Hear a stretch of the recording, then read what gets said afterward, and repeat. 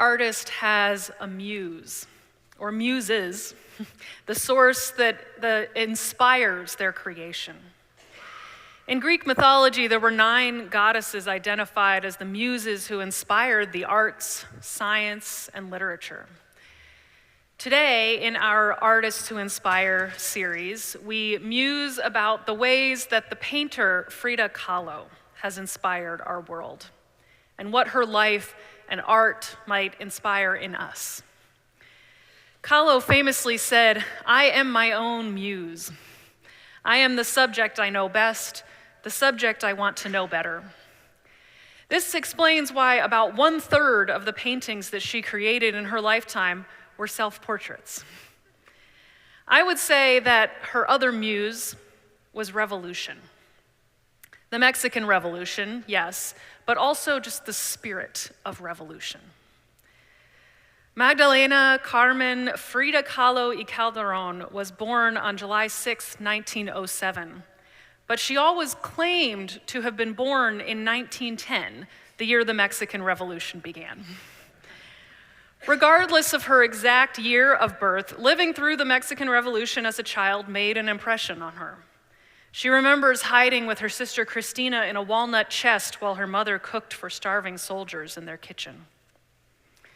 Frida was the 3rd child of a German father and a Mexican mother.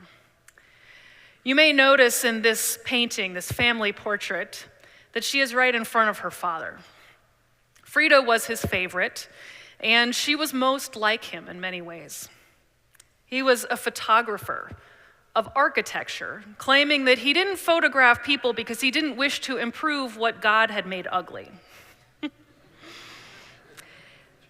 This photo is a notable exception, one that he took of 25-year-old Frida that captures her God-given beauty.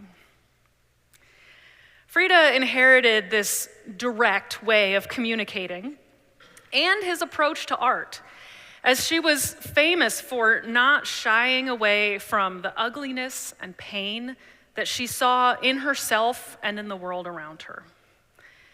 At age 6, Frida contracted polio and was isolated for 9 months at home. It resulted in a thinner right leg and a limp that she had for the rest of her life. Her father encouraged her to overcome infirmity and counter bullying by taking up swimming, boxing, and wrestling, physical activities that were considered very unladylike at the time. Her gender bending, or bending of gender norms, extended to dress as well, much to her mother's chagrin. You can see her there on the left in this family portrait wearing a 3-piece suit. Frida was a promising student, fluent in 3 languages, with her sights set on becoming a doctor. But then at 18 years old, she was severely injured when a bus she was riding collided with a trolley and slammed into a brick building, shattering both the bus and her body. She had a broken spine, collarbone, ribs, pelvis, and leg, and a metal rail pierced her torso. She lay on the floor of the bus, covered not only in blood, but in gold dust that another passenger, a painter, had been carrying in his bag. It is truly a miracle that she survived such an accident. After the accident, she wrote in her diary, "A little while ago, not much more than a few days ago, I was a child who went about in a world of colors, of hard and tangible forms. Everything was mysterious and something was hidden. Guessing what it was a game for me. If you knew how horrible it is to know suddenly, as if a bolt of lightning elucidated the earth, now I live in a painful planet, transparent as ice. But it is as if I learned everything at once in seconds. I became old in instants, and everything today is bland and lucid. I know that nothing lies behind. If there was something, I would see it." She was in bed in a full-body cast for 3 months following the accident. And it was during this time that she began to paint. The world gradually became less bland and more colorful. First, she drew on her body cast. Then her parents brought her a custom-made easel for her bed and some oil paints, and they placed a mirror above the easel so that she could see herself. "I paint myself," she said, "because I am often alone, and I am the subject I know best." She wanted to begin again, painting things just as she saw them with her own eyes and nothing more, she said. Out of this immense tragedy was born the artist Frida Kahlo, a painter who depicted what she saw within and around her with a vivid and often painful realness. Now, when life gets us down and it feels like the world is spinning out of control, many of us default toward poor self-care. Right? Does that sound familiar? We allow ourselves to be sucked into the 24-hour media horror. We sleep less, don't give our body the food that it needs. We care less for our appearance. We stop doing things that we love and that bring us joy, but not Frida. Just as her cast became a canvas, so did her body. Whether she was out and about or confined to her bed, she adorned herself with beautiful jewelry, put bold, bright flowers in her hair, and wore colorful, traditional Mexican clothing. She turned her medical corsets, prescribed by her doctors, into works of art. And even after having one leg amputated, she wore fabulous shoes on her prosthesis. Perhaps all of this was a way to cover up her disabilities. Perhaps it was a way of arming herself against pain. Perhaps it was a way of defiantly celebrating her strength and power. And it could be all of these things. One of her biographers, Kayla Klein, wrote, "She was vivid, multicolored, and brimming with surprises, akin to a Mexican piñata, but she was destined to be shattered. Life continued to deliver blow after blow to her. However, the piñata's fate is rendered all the more poignant by its vibrant beauty, which dances and sways prior to its destruction." As her own muse, Frida found the beauty inside herself, amidst all the brokenness. It's almost as if that gold dust that covered her body in the immediate aftermath of the bus accident never went away, but made her into a living, breathing artwork, akin to the Japanese art of kintsugi, in which broken pottery is pieced together with gold seams. She found beauty in the imperfection and brought it out, not letting that imperfection define or limit her. Frida wrote in her journal that there were two great accidents in her life. One was the trolley, and the other was Diego. Diego was by far the worst, she said. Diego, that is Diego Rivera, the famous muralist, 20 years her senior, who began as the target of some of her pranks in grade school, went on to be one of the early critics and champions of her art, and then became her husband. Their relationship was a soap opera before there were soap operas, full of passion and political fervor and tequila and infidelity and art. That's Diego on the far right of the bottom photo. She called him my ugly toad, and he called her my little dove. Frida created many paintings, some of which are too graphic to show here, representing the roller coaster of emotions that came from her relationship with Diego, shown here if you can see on her forehead. She made paintings representing the roller coaster of emotions that came from her body's inability to carry a baby, and from the homesickness that she experienced when traveling to the United States with Diego for his commissioned mural projects. This one is called "My Dress Hangs There." Notice how, despite she had so many self-portraits, this was not one of them. She was not there.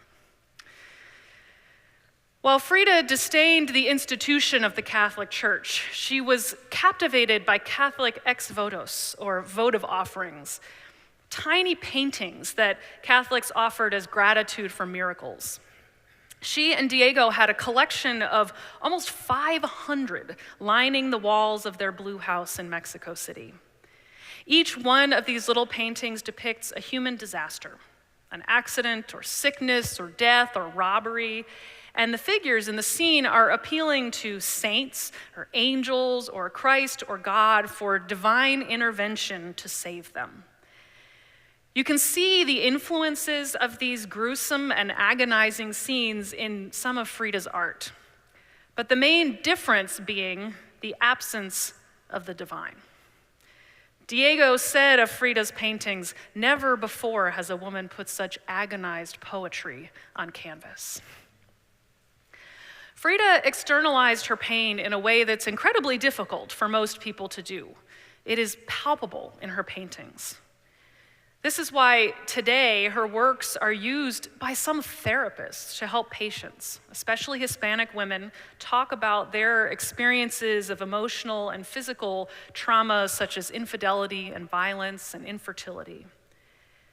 While painting or talking about one's trauma is difficult, it is also for many people a crucial step toward healing. Frida's art gives these women permission to be real about their pain and reminds them that they are not alone. And really, she does this for every person who encounters her paintings and is open to it. She once said, "At the end of the day, you can endure much more than we think we can." The power of Frida Kahlo's art is that she takes these experiences of immense loss and pain and transforms them into forces of life and creation. This, for her, is the meaning of revolution. Frida wrote, "Revolution is the harmony of form and color, and everything exists and moves under only one law, life. Nobody is separate from anybody else. Nobody fights for themselves. Everything is all and one. Anguish and pain, pleasure and death are no more than a process of existence. The revolutionary struggle in this process is a doorway open to intelligence." One friend described Frida as a pantheist, in love with the world and all that was alive, seeing the sacred in everything she touched. Or, as art researcher and curator Jimena Jordan suggested, Frida may have viewed her survival as a miracle, like in the Ex Votos paintings. The only difference is that she did not attribute that miracle to a deity of Catholic origin, but to the generosity of life. On January 30th, 1953, Frida wrote, "In spite of my long illness, I feel immense joy in living." Tree of Hope depicts two Fridas. One who just had another operation on her back, one of over 30 in her lifetime, and the other sitting up straight, wearing a vibrant red dress, holding one of those medical corsets that she had to wear, and also holding a sign that reads, "Tree of Hope, remain strong." Just 1 year before her death, Frida had her first exhibition in her hometown of Mexico City. Her doctor told her that she could not leave her bed to attend.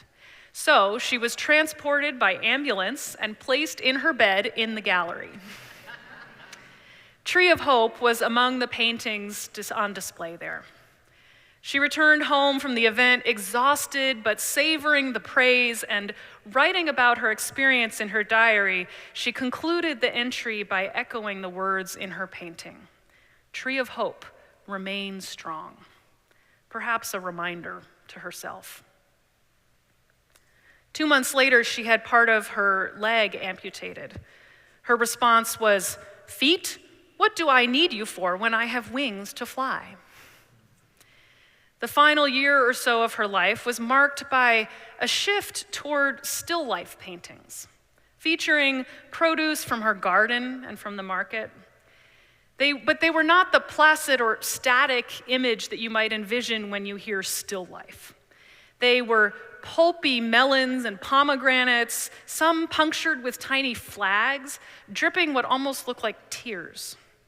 In some of the paintings, she incorporated peace doves and revolutionary slogans representing her fierce devotion to the Communist Party.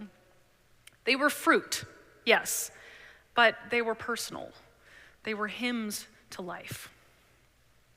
Her last painting, created 8 days before she died, was of cut watermelons with the words, "Viva la vida," or "Long live life."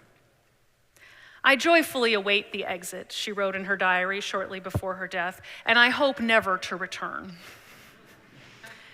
Frida died at age 47 on July 13th, 1954, 71 years ago today. Frida Kahlo has become an icon. She is an icon for Chicanos, for feminists, for the LGBTQ community, for people with disabilities, for activists and artists.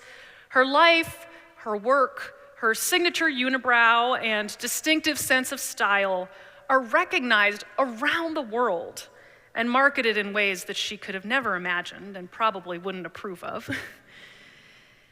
As we muse about the ways that Frida Kahlo inspires us, I invite you to consider, what kind of creative interchange are you a part of that connects you, as it did with Frida, with the generosity of life, with a sustaining source, with a God of many names and mystery beyond all our naming, or with the beauty that lies within? Frida teaches us that every person has inherent worth and dignity and beauty, and that this beauty is present even in our imperfections. She shows us how personal suffering, when shared, can be transformed into universal truth. She teaches us that revolution is about recognizing the law of life, that we are interconnected and none of us fight only for ourselves. She teaches us about embracing transformation and keeping the tree of hope strong and rooted. In her 1943 painting, Roots, Frida depicts herself reclining in the desert with a vine coming out of her chest, carrying the blood of life from her body through the vine and its roots into the earth. It's an image of pain and sacrifice, but also of creation. When I see this painting, I think of Rilke's words that TJ read earlier. "Fear not the pain. Let its weight fall back into the earth. For heavy are the mountains, heavy the seas. The trees you planted in childhood have grown too heavy. You cannot bring them along. Give yourselves to the air, to what you cannot hold." Sometimes we need to let go of the things that have grown too heavy. Channel them into something like a painting and move into a space where something new is possible. The recently deceased theologian Walter Brueggemann wrote, "Every totalitarian regime is frightened of the artist. It is the vocation of the prophet to keep alive the ministry of imagination, to keep on conjuring and proposing futures alternative to the single one the king wants to urge as the only thinkable one." So I don't care if you can't paint or draw or sculpt or take amazing photos. All of us can be artists in this way, keeping alive the ministry of imagination. I believe Frida would want us to do that right now. In this time when the rhetoric is so much about going back to when things were supposedly great, and so many forces are conspiring against life and love and the thriving of all. So friends, let us channel the spirit of Frida today as we wholeheartedly sing our final hymn, saying yes to life, yes to truth, and yes to love, just as long as I have breath. May it be so, and amen.